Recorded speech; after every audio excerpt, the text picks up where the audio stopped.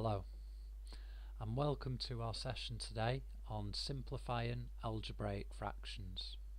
For the session today you will need writing equipment, i.e. a pen, a book to write in, a smartphone, tablet, PC or laptop. If you have any questions during the session or regarding any other maths that you may have, then make a note of them and use the link in the description under the video to contact us, and we're more than happy to help.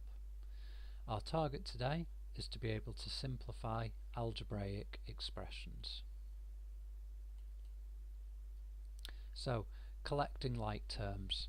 When we collect like terms together during algebra, we are simplifying. So, for example, if we had 4 apples and we will call these 4a, mathematicians in general, they are very efficient at working out and keeping things optimized. So apples takes far too long to write, so we just call them A.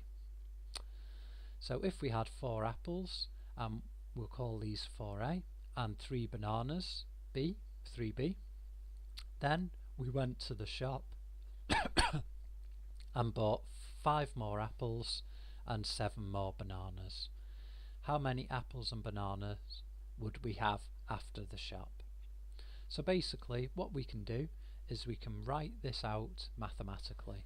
So if we had 4 apples and 3 bananas to start off with, and then we bought 5 more apples and 7 more bananas, what we would do is, well, me being slightly OCD, what I would do is I would group the apples together and put them together, so it would be 4a plus 5a, and also I would also group together the bananas.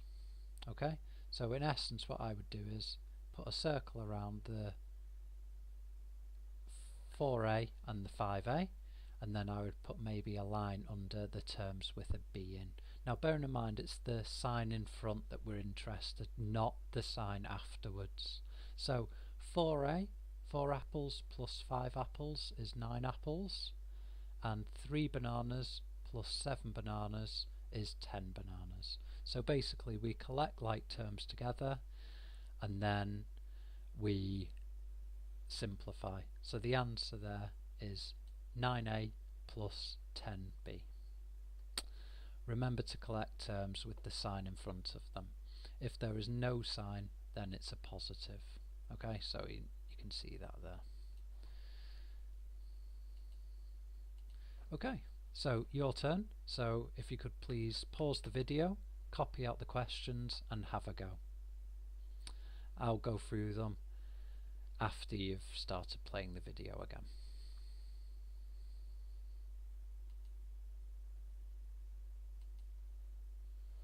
Okay, so question 1, and it was simplify 7a plus 3b plus 5a plus 10b. So what we do is we've got 7a and 5a, so those are the two terms with an a in, so those two, and then what we've got is the two terms with a b in. Okay, so those are those two terms there. So 7a plus 5a, and that is 12a, and then 3b plus 10b is 13b. Excellent if you manage to get that correct. And next question.